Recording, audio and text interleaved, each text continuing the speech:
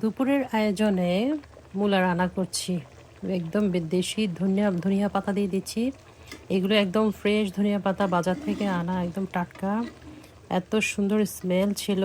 মানে মূলাটা রান্না করেছি শুধু হলুদের গুঁড়া আর কাঁচামরিচ দিয়ে, গুঁড়া মরিচ এখানে দেওয়া হয়নি।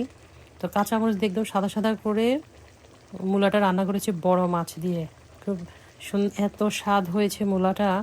আর সেই সাথে এখানে মাছ ভাজি করছি। কেন জানি শীতের দিনে খাবারের শুরুতে আমার কাছে এরকম একদম মচমচে মাছ ভাজিটা খুব ভালো লাগে।